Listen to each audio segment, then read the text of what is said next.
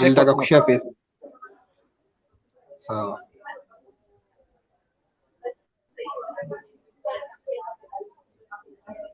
Uh, Great evening.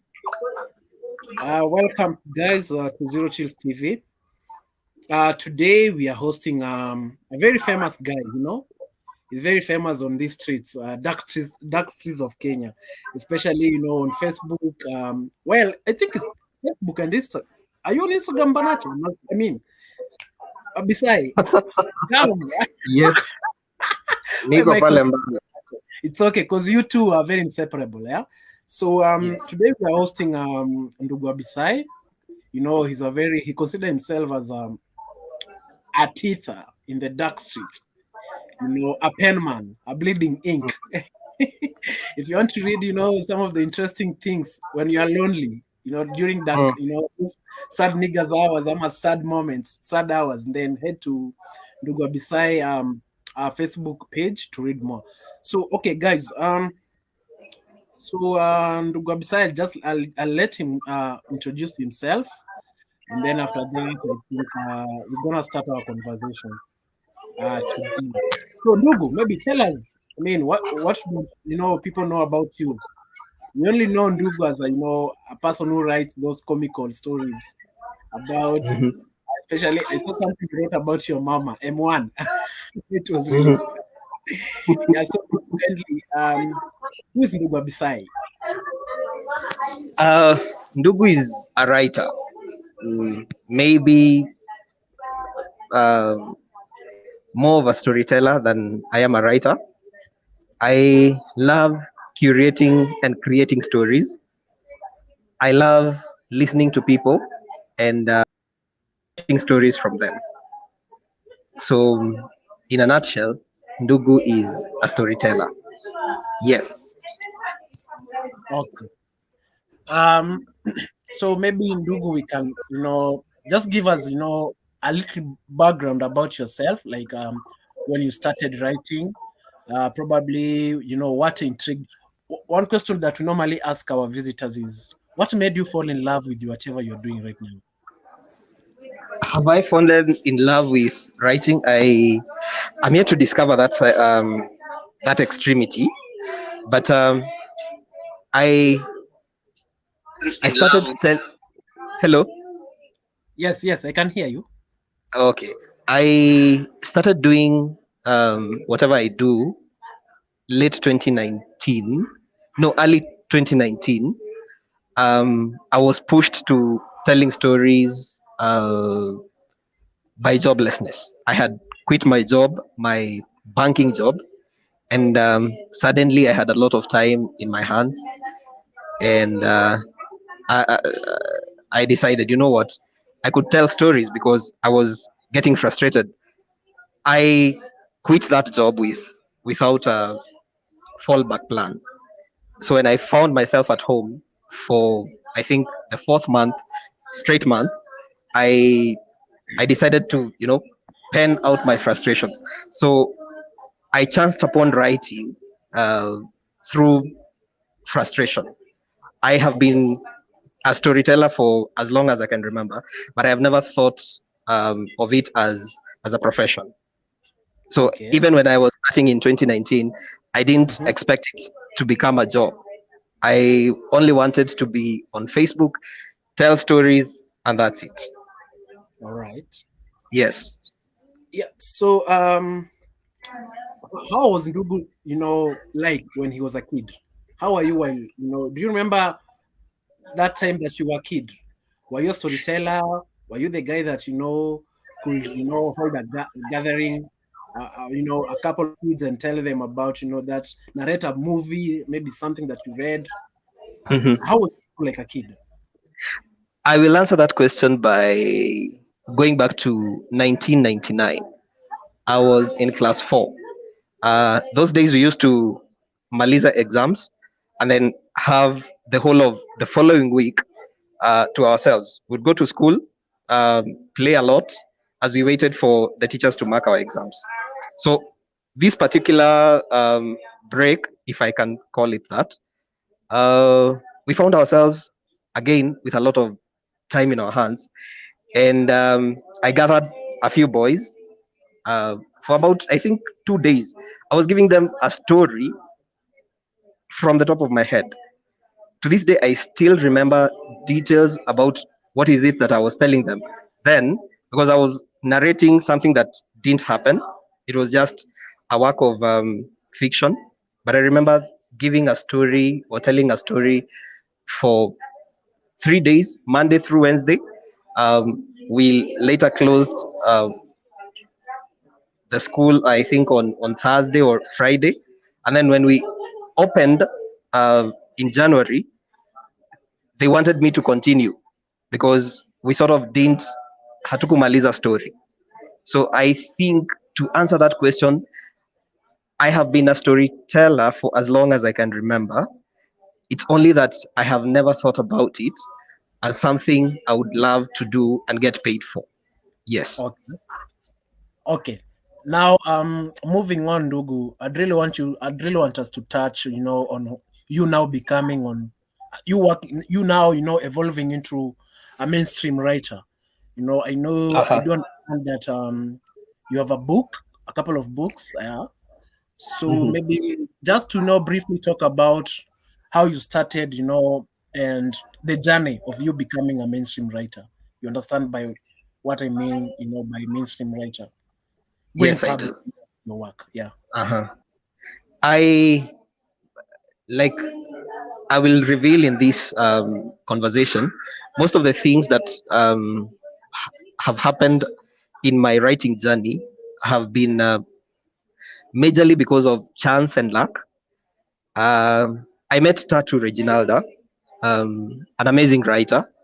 I met her on Facebook, sent her a friend request, and we started talking.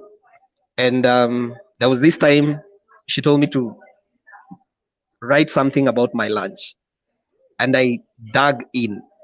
I went overboard. I tried as much as possible to be as expressive, as structured, and all these things. And Tatu loved the story. That time, I used to look up to Tatu so much. And when, she gave me that approval, I started thinking about it as, what, this is actually something I could pursue. So Tatu and some of our friends came together to have this project, writing an anthology of short stories, which later became a book.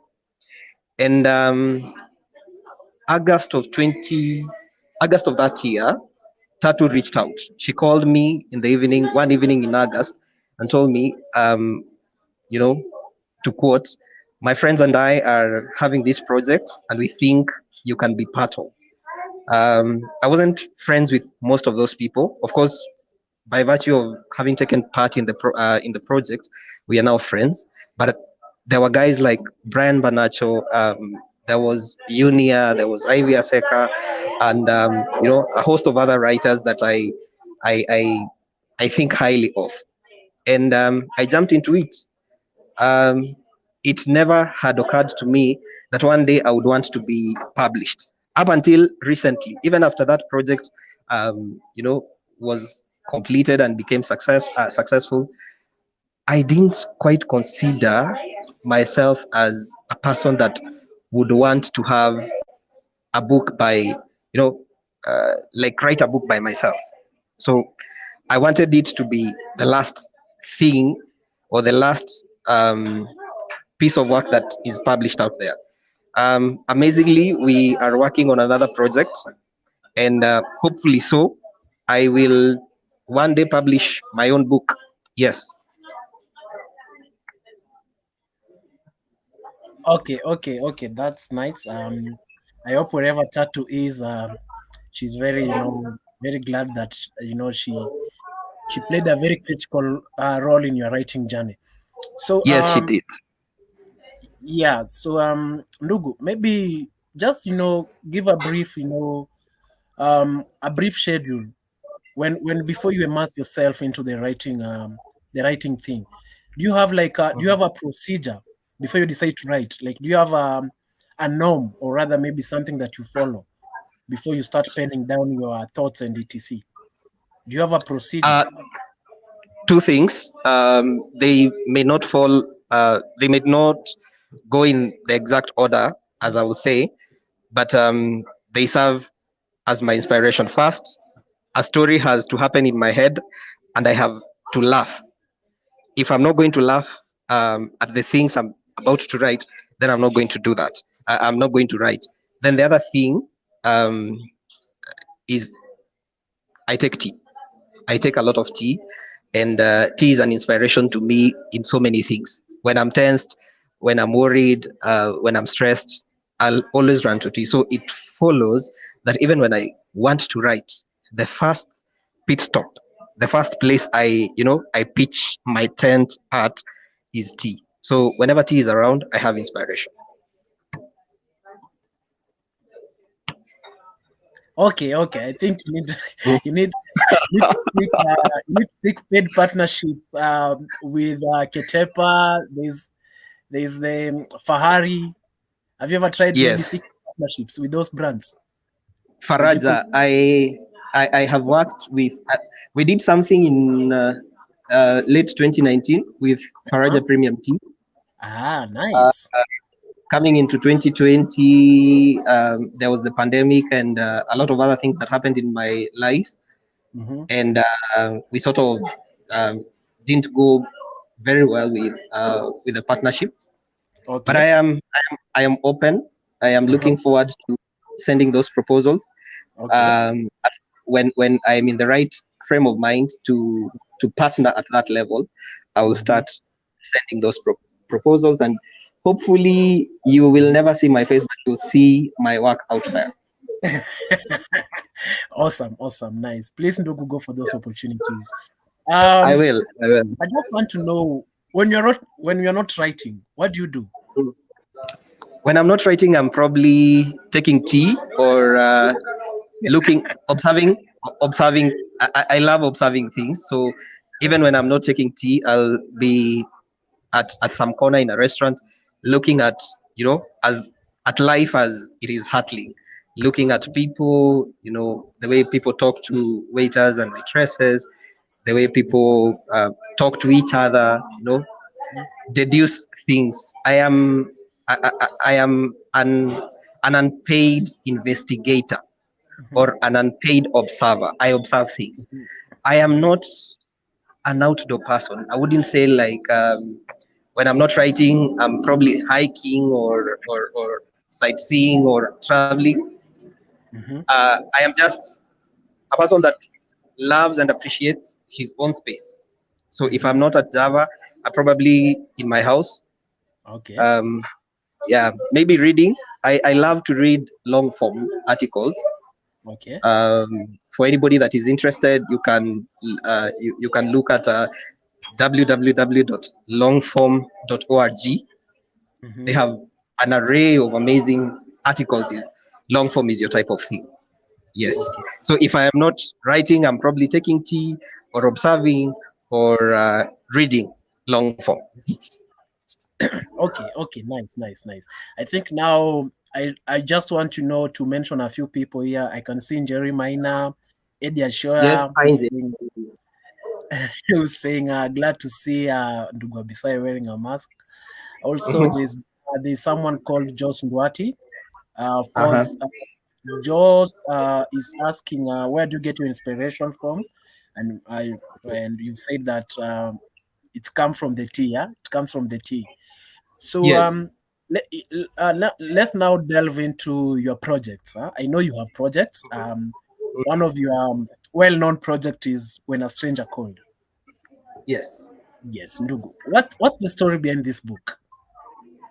Like I've said, writers met. It was the brainchild of Charles Chanchuri. Um, he was the vision bearer. He still is the vision bearer. He thought of a time when Kenyan writers, and by extension, maybe in the near future, African writers would come together and partner and establish a partnership that would see the creation of, or maybe the elevation of many other writers that are little known but equally talented. And so Charles called a few people. Those people called their people. I was looped in by Tatu. She put in a good word for me, and that is the story behind the project. When we started writing, or when it came into the project, I had a question like any other person would ask: what is the theme, or what is our main theme, or what is the theme of the book? And Charles told me, take it away, Mhm. just tell a story. Okay. And that was it. If you look at the book, we don't have a particular theme. It is amazing how all the stories that we told Okay. are have a common place. They have a place they intersect, a place they meet. It was purely unintentional Okay. or unintended. Yes. Okay. So maybe I know you as a writer, you've received a couple of comments and suggestions and feedback from your writers. Now, Mhm. specifically to this particular project, When a Stranger Called, maybe Mhm. is there something that someone shared with you that kind of made you intrigued, or rather you took out like, well, I didn't think of that. What's one amazing comment, or rather a comment that um you've never forgotten about the project When a Stranger Called? Maybe a reader shared it with you. Uh-huh. I think I will it's a very recent uh, it's a very recent, I don't know whether to call it a comment, but it's something that a person said. I remember I sent this book back in either January or February. It was a quick order. There are those people that call you and tell you, Dubu, I want the book in the next 1 hour. And so I'll proceed to ask them, where are you? And they will say, I am in Thika. And I tell them, we can't deliver this book in the Okay. next 1 hour, you know. Mm. And I didn't know why they were, why the order had to be that swift. But later on, I came to learn that they were going into surgery, and they wanted to wake up. This is the second of a similar story that I have had in the course of putting out this book. And this person wanted to read the stories or read the book when they woke up from surgery. And Okay. then they wake up and they read the book, and they love the book. And until this week is when I learned that for some reason Okay. they believe that the book helped them operate, like it helped them in the process of healing. And I think for me, um, that is an amazing thing. That in times when people would want to have some a higher power, they Okay. went to read this book. For me, it Okay. is life changing. Yes. Okay. Okay. Okay. Um, by the way, I know a lot of people didn't know that. So I can see comments from Jackson Maina, Janet Chege, Waidera Mungai. Mhm. Glad people you are here. Keep sharing the link with your networks and etc. So Mhm. now, Ndugu, you are a writer, yes? You understand the scope of writing. You understand everything it entails. So, what makes a good story? A good story is just a good story. I don't know whether they are structures or they are, building blocks of a good story or determinants of a good story. How I see a story is the human face of that story. Every story has a human face because every story involves a human being somewhere. Okay. So the one thing that I consider a tenet of a good story is the human face to it. And then, and very important, it is very personal to me, this one, but it's very important to me also. Um, Humor. I don't believe in things that are devoid of humor. I believe there is always a part in every story that is worth, a laughter, a giggle, or something. There is always something you could laugh about in everything, in even the saddest of things. So my two tenets that I consider, I know other writers will say other things, the language, the structure, the sentence, the construction and everything and the grammar. But for me, if a story is humorous, um, I think that scoops the prize. Yeah. Okay. Any other thing is second. Okay. Um, Yes. well, Ndugu, I know we've already spoken about you growing up. You were a storyteller from a kid. Maybe, Mhm. while in primary, you always have dreams, those weird dreams that I want to be a doctor, I want to be a pilot. When Mhm. growing up, Ndugu, what did you want to become? I wanted to become a teacher of English Really? and mathematics. Yes. For real? And then, yes, and then I discovered um, this was pre my first year of primary school, and I think that my first few years of life, I wanted to become a teacher because the only profession I would see around, or the only those days there weren't as many doctors, as many lawyers, or if they were, I didn't know any. You know, I only knew of teachers, and Mm-hmm. I got so inspired by a certain uh, teacher that taught me in nursery school. She was called, or she's called Mrs. Kirago. Yeah. Okay. So I wanted to become a teacher of English because I was fascinated by how people are able to, converse in the English language. So I wanted to be a facilitator of sorts to people to teach them how to, converse in English. And then Okay. as I interacted with other subjects, I wanted also to teach Hesabu. Mm-hmm. But in 1997, uh, Okay. the country plunged into one of the worst national strikes uh, for the teachers.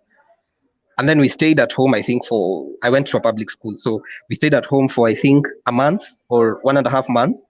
Mm-hmm. And I started dissociating myself with teaching because of the things I saw then. And then as I continued growing, I discovered that back then, teachers didn't make as much money as, as other people would. And therefore I got lost. And for the Okay. next, I think, 15 years, I didn't know what I wanted to become. Wow. So I So was during lost. that, yes, yes. During that period of you getting lost, the period of you getting lost and knowing not what to do, what was going through your mind? Did you have maybe a direction of what you wanted to Uh, do? uh, this is a funny question because somebody asked me earlier on today what I want to become when I grow up. I think growing up is a process that doesn't stop. But I didn't have anything in particular that I wanted to do. I just wanted to grow up and stop going to school. I know that is not a profession, but I mean, if I could grow up and not go to school and maybe earn a living from growing up and not going to school, I would do that. But sadly, this country does not appreciate people like us, people that just want to, to grow up and not go to school. So I I landed myself in high school and I Okay, discovered something called or a discipline known as okay, actuarial sciences. okay, Yeah, it was by chance. It was introduced to me in Form 2 in a business class. And that teacher, Mr. Wakaba, heaped a lot of praises on actuarial science as a discipline and as a profession, And I remember his words. He was telling us in class, you guys need to be actuaries. Actually, he didn't know that professionals in this discipline are called actuaries. So he was calling them actuarialists ah, and yeah and I would wonder who are these people because it almost sounded as architects or mm-hmm. something of the sort. And so Okay, I just continued studying with no particular direction. in Form 4, I wanted to Mhm. become a lawyer because Wow. I had been falsely accused in my high school that I wanted to, or um, I was accused of being behind a plot, to ouster the deputy principal of that time of our school. And Okay. nobody could believe that I was not part of that. In fact, when these guys were plotting everything, I was busy reading Simoturi. Simoturi is that kitabu ya hesabu. So I was Okay. busy in class reading Simoturi paper 2, and guys were busy plotting, a coup. And the next morning, I was paraded as one of the major organizers of the coup.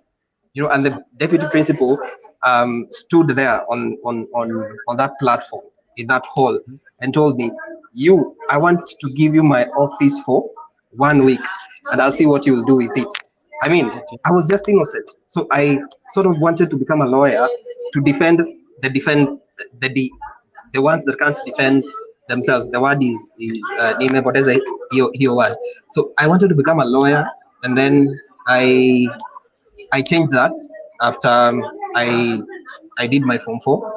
I Okay. qualified though, Mhm. but there were other factors that contributed to me switching courses, and I found myself taking actuarial science, Mhm. which to this day I think was just a break. It was just a Okay. break in the course of life.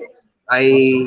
I just took a break from other things to go and rest in the university Mhm. and be disturbed by be disturbed by a lot of math, a lot of insurance stuff, a lot of money, mathematics, and all those things that actuarial science entails. So Okay. I I, I am I wouldn't say I am a professional anything. Okay. I am I am just a guy that tells stories. Okay. Yes. Then let's now talk about your short series of stories on Facebook. You have a huge Mhm. following, by the way, and I think that uh, by looking at those stories that you post on your Facebook timeline, they have Mhm. very huge interactions among readers. I just want to know, how do you come up with such set of stories? Like, you just sit down and then start penning down whatever is on your mind. Is there like a plan for you for those short stories? And also, do you have a plan for maybe compiling those short stories into a book one day? Um, there is no particular procedure that I follow when I come up with stories. If you have realized also, these are very random stories. I would tell stories. I could be telling stories about what happened yesterday at State House, or narrate something that happened when I was young, or maybe tell a story about what is happening right now at Java. So I think the first thing that I do before I tell a story is to have the story first in my head. Like I said earlier, it has to happen first in my head, and it has to make me laugh. If I didn't laugh when I heard the story, or when I'm hearing the story in my head, then I don't think I will struggle with it, and I probably won't post it.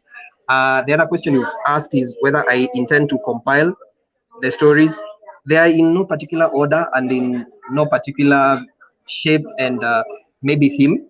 So I don't know whether I would want to compile them into a story. But of course, I have like major areas of concern that I tackle in my storytelling, and Okay. probably when a bit developed, they would become material that could be published in a book. But as of now, I don't have any particular plan of publishing them, because on Facebook, I just do it for fun, and of course for growth of my craft. Okay. Yes, because it's like a muscle. Each time I write, I become better. Each time I tell a story, I Okay. know how to look at things from several or different angles. Yes. Okay. Okay, sawa sawa. I know you are very, as a writer, you need to read widely. You need also to gather thoughts and just to get the scope, to know the scope of whatever is happening around the world. So, Ndugu, do you remember the first book that you read that made you very emotional? You know? No, emotional. Like By you emotional, cried maybe, you. or you are sad. Hmm. Uh, I don't think I was sad. I was amused, or maybe I wasn't. But I read, Okay, is it 1984 or 1948? I get lost when with the title, but it was allegorical composition okay, by, what is the name of this author? The guy behind the Animal Farm. Yes. okay, So that is the first book I read, and I was I was excited at um, how this guy writes. For me, uh, I read a lot to get excited, to get to understand how a writer saw a thing. okay. Um, I don't know how to put this into words, but each time I read either a blog post, a Facebook post, or any other form of writing, my Okay. biggest concern is how the angle through which the writer saw Mhm. the things he or she is writing about. So for 1948, or is it 1984, Mhm. I was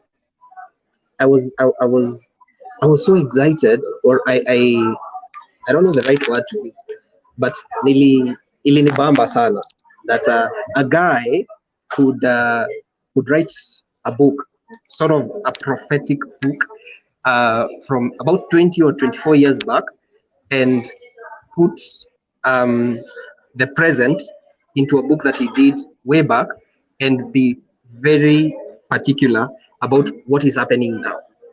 Okay. I don't know whether I am making Yeah. any sense. Yes, Yes. Yes. but that is the Okay. book that really swept me off my feet. Okay. Well, Yes, I got a question here from Jos Ndwati. Of course, yes, Josh. Jos has a couple of questions for you, Ndugu. First, he Mhm, needs to know, can you learn to be a writer? Is it a skill that you can learn? Also, maybe I think this we will address it when we are almost closing the show. Also, another question here from Jos is, who who are the some of the writers in Africa or in Kenya who aspires? I mean, who interest you,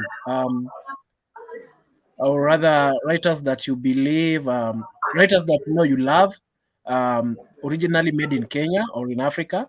Maybe you can pinpoint mhm, some writers you love, and also some of their works, amazing work that you've read so far. mhm. Yeah. Um, I am not very widely read. I consume a lot of literature from my friends. I am not mainstream when it comes to reading. I read everything that Jackson Rico does. I read everything that Tatu Reginalda does. Everything that Junia and Eddie Ashioya and Michael Muyoma and Brian Banacho. So I am basically a consumer of what my friends produce.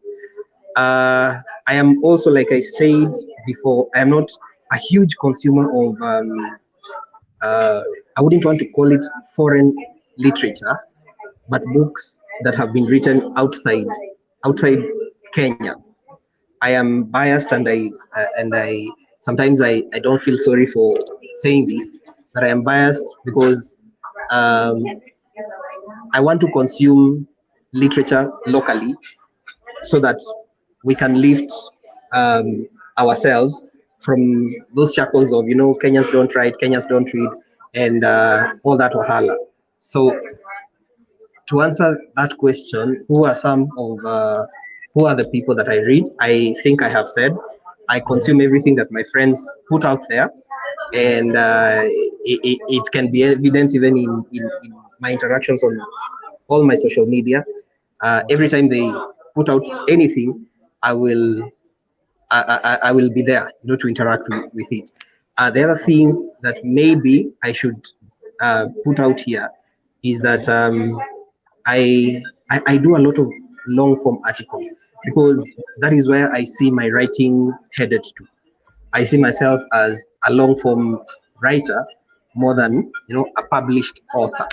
Okay. So maybe my consumption is dictated more by the direction of writing that I want to take, and Okay. therefore I wouldn't have specific people across Africa that I Okay. would say this is the person I read, this is the Mhm. person I love to interact with.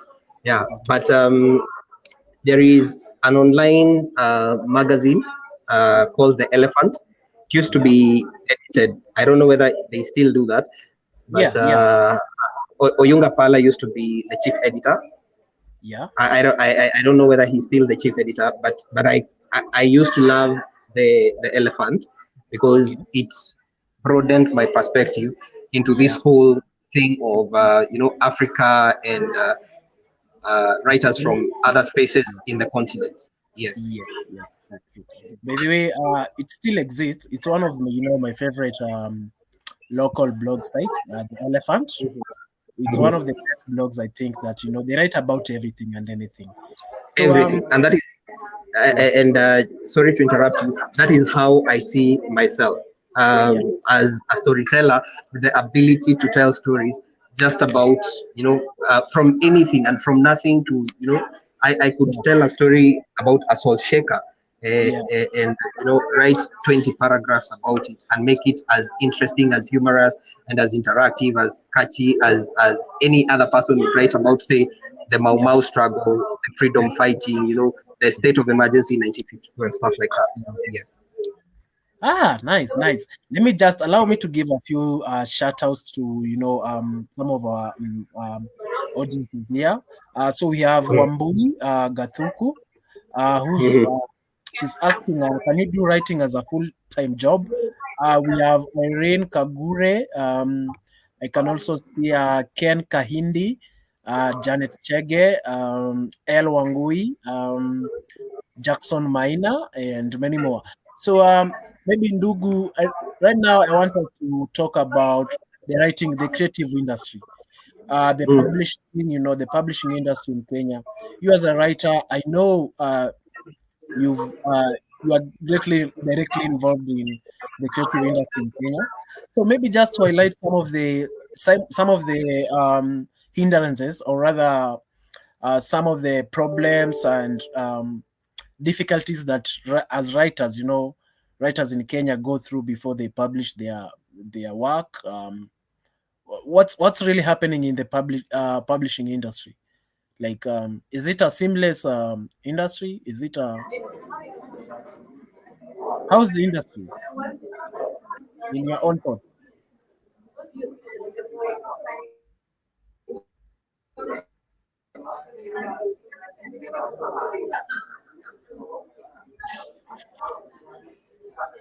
Hello. Yes, yes. Can you hear me? I, I seem to have lost you. You were asking a question about Yeah, yeah. publishing. Yeah, the publishing industry. I know you as a writer. I know you published a couple of content. So maybe Mhm. how can you maybe paint the publishing industry in Kenya? Um, One sentence: it is not for the faint-hearted. If you are going to go the mainstream publishing way, but Okay, it is very easy if you're going to self-publish. The only okay, thing that you need to understand or to learn every day of your writing journey is to get a good editor, get a good guy for your design and layout, hmm, and then get a good and reliable printer. And hmm, then, of course, it doesn't stop there. It goes. The work actually starts when you put a book out there. The hmm. marketing is everything. Okay, So just to paint a picture of how okay, it is not easy for you to to approach publishers because they have a list. They have guys they work with. There are people in the industry that are called. We haven't seen your work lately. Can you submit a manuscript? We want to partner with you and everything. And these are guys that who have grown. They they have become big names in the industry, and okay, therefore it is easy for the publishers to approach them based on Okay. the trust Mhm. relationship they have established. So for Okay. the other people that are new in the industry, Okay. um, I think it is just a trust issue. Mhm. Plus, nobody wants to invest in you when they think you don't have a name. It Okay. is a very sad reality, Mhm. but that is what it is. Nobody wants to invest in you when they think you do not have, when they don't trust you. Okay. But I'm glad that the space is opening up. We are seeing more and more people self-publishing. I Okay. was on another show last year, and I was saying that Mhm. this is the year of the Kenyan writer. Okay. And time has proven me right that Mhm. we are only in the first half, and I can count about 10 books that I've seen getting published, you know, Okay. released. And I'm so happy that we are embracing what I call the defiance to Mhm. the industry. Okay. Because we don't have to go through mainstream publishers. We can do this ourselves. A day is coming in this country when we are going to create an industry that is equal opportunity. There is Okay. a publisher that uh, does their work. There is the writer that does their work, and then we have a common meeting place. But as of now, it is skewed. It is imbalanced. It is not very fair to people that are coming into the industry as freshers. Okay. But soon we are going to change so many things about this Okay. whole publishing scenario. Wow. Okay. I think that was very detailed and very a very uh, great insights from you about the industry. So I just want to ask you now. This I think from my end, and then we're gonna look at what people are saying in the comment section. So for me now, to you, Bisai, what does success looks like to you as a writer? You as a Hmm, Bisai. Yeah. I wouldn't say as a writer, I would say as a human being. Uh, Very simple, live and let live. I live in a space right now that allows me to look at human beings as partners, and I don't want to grow alone. I don't want the loneliness that is at the top up there. So for me, success is when all of us can occupy the highest pedestal and the highest level of our self actualization to a point where everybody, and I know this might not be a reality that I will live to experience, but I success to me is when everybody will Mhm. get to the highest form of their self actualization. I don't see myself as successful if Okay. I'm successful alone up there. Yes. Okay. So Okay. Okay. Mhm. Uh-huh. for me, success, what I Uh-huh. consider success is when I have company at the at the top. If we are 7, 8, 20 guys Mhm.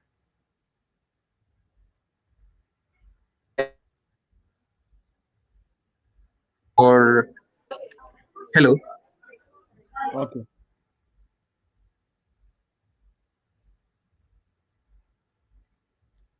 hello, Yes. Yes. I can hear you. I can hello. hear you. Yes. Yes. Yeah, yes, Ah. Uh, so I think due to time, yes. I just want you to now, as we wind up, maybe is there a project that you're working on? Is there a book that you're working on as a beside? Is there something coming soon? Yes, soon, not maybe very soon for my personal project, but Okay. for a partnership, maybe we should be able to see something in the next latest 4 months. Wow. Okay. Sawa sawa. And then now this is where I give you the platform. I've seen a lot of comments. People asking where they can get your book. The When a Stranger Called. Also, maybe you can tell them how they can go about the purchasing the book and getting the book delivery. Um, Mhm. yeah, so maybe you now address your people. They want to know how they can get hold of your book. Ah, okay. I think everything that I will say here has been said before on my platforms. But for maybe people that haven't interacted with me on the platform, I prefer the old way. You texting me or you calling me, and just getting to talk a little even Okay. before we seal the deal. But if that is not your type of thing, just text. My number is on always on my timeline: 0722 776 918. The book goes for 1,000 Kenyan shillings. And like I said today, if you're in Uganda, Okay. it is not 1,000 Ugandan shillings. You may have to dig a little deeper into your pockets. Okay. That is exclusive of delivery fee. If you're in Nairobi CBD, some of you may have heard of Mm-hmm.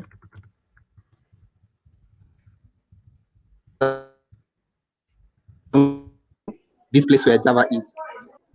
Hello. Okay. Yes. Uh, Yes.